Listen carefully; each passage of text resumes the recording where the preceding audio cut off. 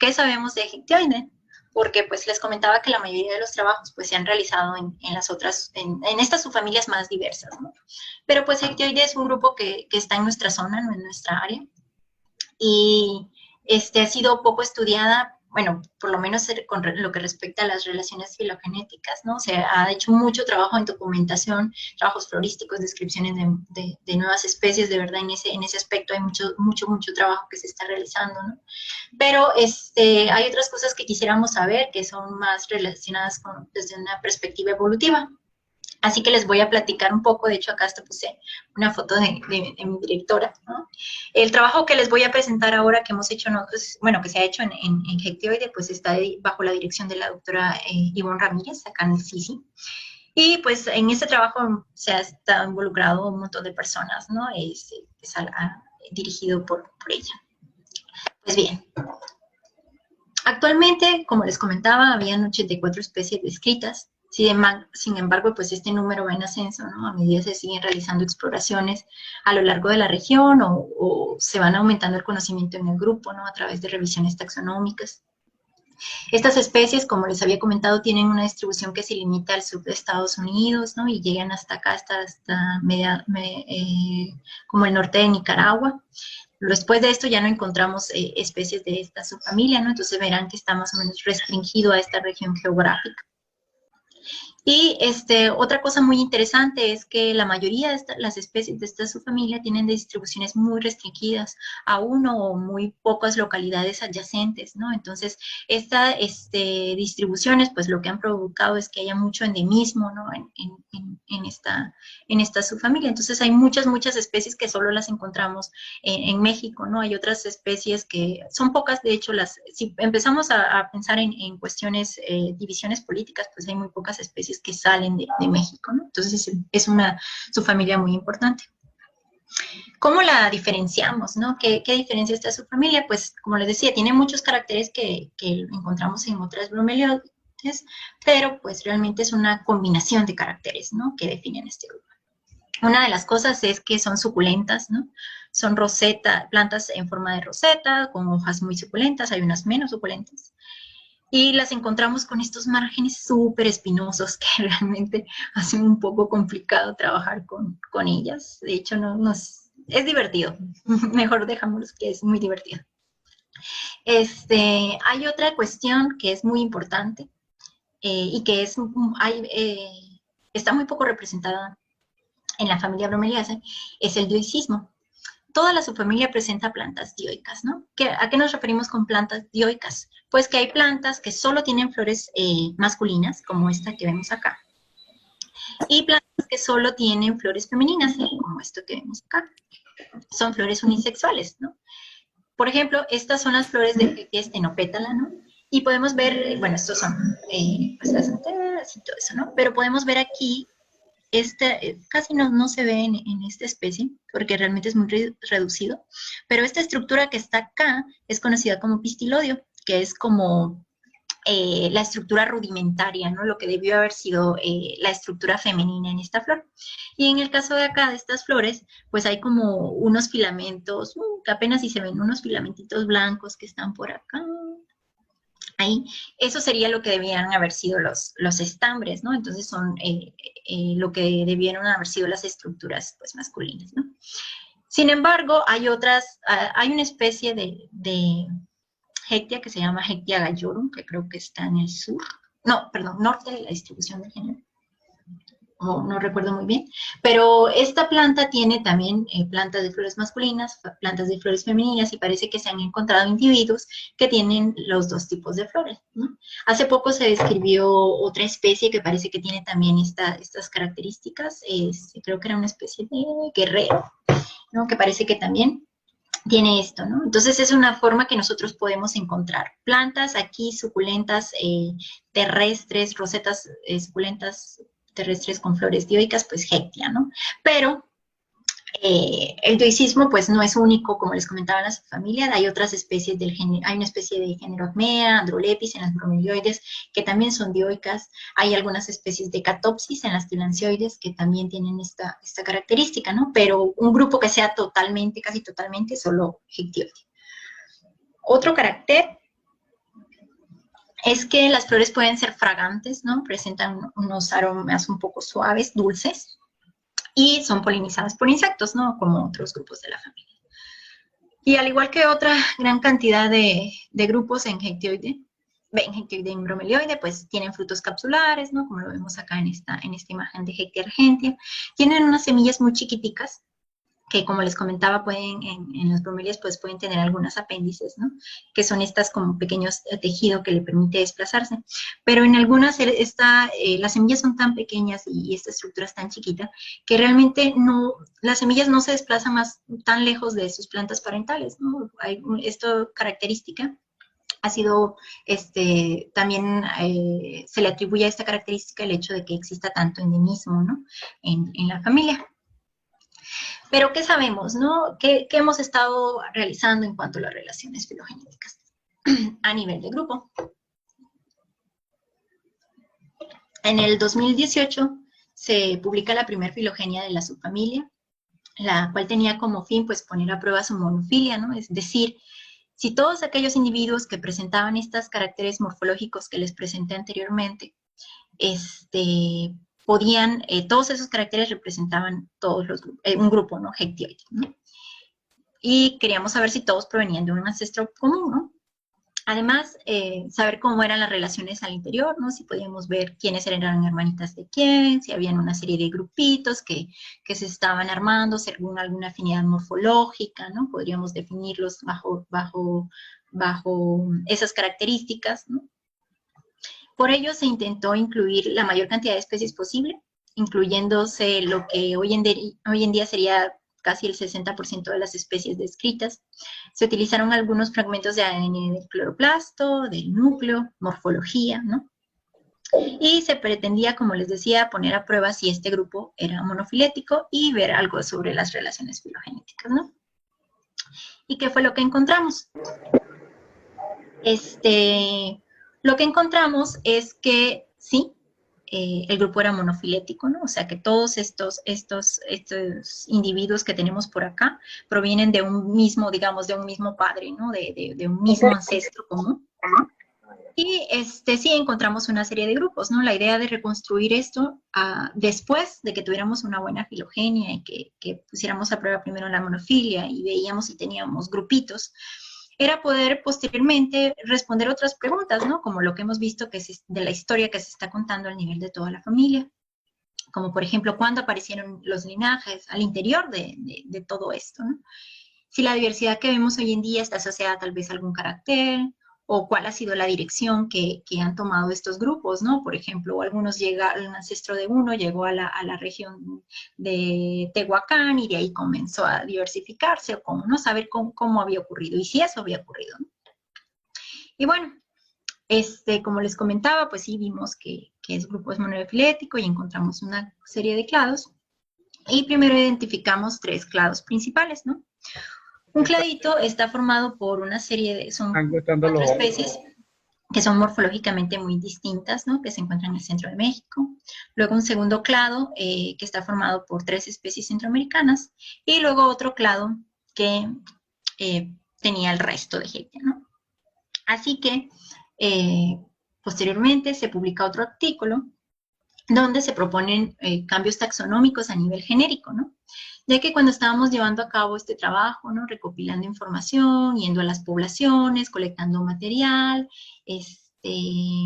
leyendo protólogos y todo, nos dimos cuenta de que algunos de estos clados que habíamos identificado, distintivos, ¿no? Este clado que les decía, de las plantas del centro de México, las centroamericanas y el resto, tenían alguna serie de características que podrían definirlos como grupos, ¿no? Entonces, eso, la evidencia molecular y cuestiones de geografía, pues decidimos darles un nombre, ¿no? Uno de esos grupos es Baquerantha, ¿no? Que es este cladito que está por acá. Baquerantha era un nombre que ya estaba en la historia taxonómica de Hectioide, ¿no? Ese nombre había sido dado inicialmente a esta especie, que luego era Hectetilanceoides, luego volvió a ser Baquerantha, ¿no? Pero representa a este dibujo que estamos viendo acá, ¿no? La especie, pues en ese momento se identificaban entre 3 y 4 especies que podrían estar formando parte de este grupito que llamamos Baquerantha, que tenían una serie de caracteres, de verdad es como muy distintivo, ese grupo se distingue muchísimo al resto de Hectioide. Se distribuyen en esta zonita aquí que es, bueno, digamos, manchón rosado que les coloqué acá, esta es la distribución de este clado, ¿no?, que conocemos como Baquerantha. Y estas especies tienen apariencia de pastos, de hecho lo vemos de lejos, luego les muestro un poquillo más fotos, y de verdad parecen pastos, ¿no?, de lejos. Pueden tener, incluso hay unas de sus especies que pueden tener hojas hasta casi de 2 metros de largo. Las hojas tienen márgenes cerulados, ¿no?, no como las otras que tienen unos márgenes espinosos que son súper armados. Estas inflorescencias son inflorescencias centrales, es decir, que aparecen desde el centro de la roseta, ¿no? Pueden tener cientos de flores pediceladas, realmente los pedicelos no son muy comunes en la subfamilia. Hay otros grupos que tienen pedicelos, pero los pedicelos son cortos, más gruesos, hay otras flores sésiles, ¿no? O sea, que carecen de esta estructura, ¿no?, que une la flor con el raquis. También pues podemos observar más o menos plantas con inflorescencias de este porte y los frutos, ¿no? Los frutos son estas cápsulas más o menos papiráceas, realmente son un poco bueno, son muy diferentes del resto de los otros. Entonces acá les muestro más imágenes, ¿no? Estas son plantas de Baquerantha, ¿no? Algunas fotos de las plántulas chicas, y hay una de sus especies que no tiene el margen cerrado, sino que tiene este margen entero, ¿no? A veces nosotros tenemos algunas plantas en cultivo, y si ustedes las ven de lejos parece más bien una tilancia, ¿no? O cuando caen así más bien parecen una picairnia, ¿no? Y no una hectioide, ¿no? Y esto es más o menos para que vean los colores, los pétalos hay flores blancas, moradas, ¿no? Y estos son más o menos los frutos, ¿no?, de una de sus especies, el fruto, las semillas, las inflorescencias, perdón. Y está el otro género, ¿no?, que es el género propuesto, que está formado por 3 especies centroamericanas, que es Mesomerantha, ¿no?, que se distribuyen en esta región desde Guatemala, Belice, hasta el norte de Nicaragua, creo que llega un poquito más para acá, que ha sido definida por el hecho de que tiene un ovario casi totalmente ínfero. Por ejemplo, lo vemos acá, aquí se pegan los sépalos. Las inflorescencias son centrales, acá pueden ver una inflorescencia de Mesomerantha guatemalensis, son flores sésiles, tienen pétalos blancos, ¿no? Y les digo, se limita su distribución en esta zona de acá. Acá les muestro un poco de, bueno, las fotos de Baquerantha, de Mesomerantha guatemalensis en su localidad tipo, ¿no? Es decir, la localidad de donde se utilizó el material para describir ese nombre. Acá tenemos también una imagen de una roseta, ¿no? Estos son los frutos. Lamentablemente, pues no pudimos ver, cuando hicimos esta visita a la localidad tipo, no habían plantas en flor, solo encontramos frutos, pero pues logramos conseguir algunos ejemplares en cultivo, ¿no? Y esto es más o menos lo que podríamos estar viendo. Esto es de un trabajo que estamos realizando para tratar de documentar la variación en este género. Y Mesomerantha guatemalensis tiene estas flores súper chiquitas, una de las flores más chiquitas del género, y tiene cientos y cientos y cientos de flores. Es una cosa muy bonita, muchas flores chiquiticas. Y está el otro clado, que es lo que quedó siendo Hectia, ¿no? Por ejemplo, en esta lámina apenas se puede ver representada, es un cachito de toda la variación, ¿no?, de todas las cosas bonitas que podemos encontrar al interior de Hectia. Las especies las podemos encontrar desde el sur de Estados Unidos hasta Honduras. Todo esto que está coloreado acá en azul. Hay inflorescencias centrales, hay inflorescencias que salen a partir de una roseta chica, ¿no?, que aparecen como una roseta bebé, y a partir de ahí sale, digamos, la inflorescencia. Y hay algunas que son inflorescencia lateral, que es un carácter que define a este cladito de acá en Hectia, que es más o menos esto que estamos viendo por acá, donde las inflorescencias pues salen de la área lateral de las rosetas, y las rosetas, algo curioso es que estas pueden producir flores por muchas inflorescencias a lo largo de la vida de la planta, ¿no? No es como aquellas que tienen inflorescencia central, que una vez que florece, pues la mata muere, ¿no? Esa, por lo menos la roseta que produjo la inflorescencia muere. Generalmente, bueno, también es caracterizado porque hay mucha pubescencia, bueno, hay muchos tricomas, como los podemos observar acá, tiene flores blancas, ¿no? En general, excepto Hectia pretiosa, ¿no? Que está por acá. Esta es una foto que saqué de la descripción original. Hay otro cladito que está por acá, que está formado por otras especies de ovario ínfero, ¿no? Representado por Hectia dissectris y Hectia epígina. Esta es una lámina también que aparece en la descripción original de Hectia dissectris en Hidalgo. Y luego tenemos este clado que está por acá, que es un clado que tiene, como podrán ver, tiene muchos claditos, ¿no? Que están por acá. Y a diferencia de los claditos, o de todos estos clados que se encuentran en esta parte de acá de la filogenia, no pueden ser definidos con alguna característica morfológica, ¿no? Como podríamos definir este complejo de glomerata acá. Al contrario, parece ser que más bien estos claditos que están por acá tienen más una coherencia geográfica que algo morfológico. Realmente este grupo de acá, muchas de esas especies yo no las conozco, ¿no? Pero pues les muestro acá más o menos la diversidad que podemos estar encontrando, ¿no? Según, ahora bien, ¿no? ¿Qué tanta resolución encontramos? ¿No? Si logramos identificar lo que nosotros buscábamos o qué encontramos, ¿no? Realmente sí, fue la mejor pues, hipótesis que teníamos y la evidencia que utilizamos, ¿no? Es una buena aproximación realmente, pero quedaron varias cosas que resolver y lo podemos ver en la topología del árbol, ¿no?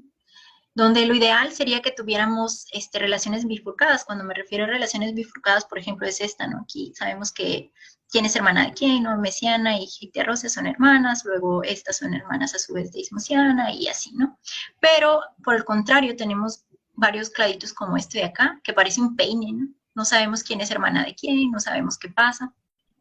Otra cosa es que, referente al soporte, por ejemplo, estos puntitos negros que les coloqué por acá, significan aquellos clados que están soportados, es decir, aquellos que tienen una probabilidad mayor a 90 que sean ciertos, ¿no? Vemos que los géneros propuestos sí tienen un muy buen soporte, pero no así las relaciones entre estos, ¿no? Y el resto de Hectia acá también. Y entonces, ¿qué podemos hacer, no? Así que tratar de ver qué hacer para resolver estas cuestiones es lo que ha sido la segunda parte del proyecto. Y se han tomado dos estrategias. Una es la búsqueda de regiones variables, ¿no? Que lo que significa es evaluar otras regiones del ADN, que es la información o los datos que nosotros hemos estado utilizando para generar estos árboles. Estas regiones tienen que ser lo suficientemente informativas, ¿no? Para que nos ayuden a definir grupos y a resolver estas cuestiones que tenemos por acá. Otra estrategia sería agarrar pequeños grupos, ¿no? Por ejemplo, agarro un cladito de esto y hago un muestreo más intensivo, no a nivel de especies, sino que más, bueno, no a nivel de clados, ¿no? Sino que más bien sería a nivel de especies, tal vez múltiples individuos por especie y así, ¿no? Entonces, esas son las dos estrategias que se han utilizado ahora en el proyecto, ¿no? Yo estoy más enfocada en esta de agarrar pequeños grupos y evaluarlos, ¿no? Hacia eso. Pero para que sepan lo que se ha estado haciendo en la búsqueda de regiones variables, ¿no? Solo para mostrarles un poquito de los avances, les muestro acá uno de los trabajos que ha estado llevando a cabo otra de las colaboradoras, ¿no? Ella está trabajando con el genoma de Plastidio, donde la idea es secuenciar el genoma de varias especies de la subfamilia y compararlos, ¿no? Y buscar cuáles son aquellas regiones más informativas. Por ejemplo, este es el genoma de Hectia pringlei, y en él pueden ver anotados algunos genes, ¿no? Entonces así sabemos cuántos y cuáles son los genes que hay en el genoma de cloroplasto de Hectioide, ¿no? Sabemos dónde se ubican. Y, por ejemplo, acá yo les marqué con flechitas rojas las regiones que yo estoy utilizando, ¿no? Que por ejemplo acá está MATK, que acá está un gen que se llama ICF1, que de hecho es uno de los genes propuestos ahora para estudiar los grupos, porque tiene una gran cantidad de pares de bases, son como 5.000 pares de bases, y aparentemente puede ser uno de los más informativos, ¿no? Para resolver, para hacer filogenes. Pero les muestro esto también porque quiero que vean que la cantidad de información que nosotros hemos estado usando, ¿no? Este genoma tiene 159.000 pares de bases, pero nosotros en nuestro trabajo, debido a cuestiones logísticas y otras cosas, a veces solo utilizamos 10.000, 5.000 pares de bases, ¿no? De todo esto de acá. Pero a veces no es necesario, ¿no? Que utilicemos todo. A veces hay unos, si encontramos estas regiones variables informativas con que utilicemos eso podría ser suficiente, ¿no? Pero bueno, eso no lo vamos a saber hasta que no realicemos un análisis, ¿no? Y les voy a hablar sobre la otra estrategia, ¿no? Que hemos estado realizando en género Baqueranta, que pues es mi grupo favorito, ¿no? Y es el grupo que he estado trabajando desde ya tiempito. Y en este caso, lo que les voy a mostrar acá es algo que acaba de salir publicado en este artículo, en el Journal of Systematic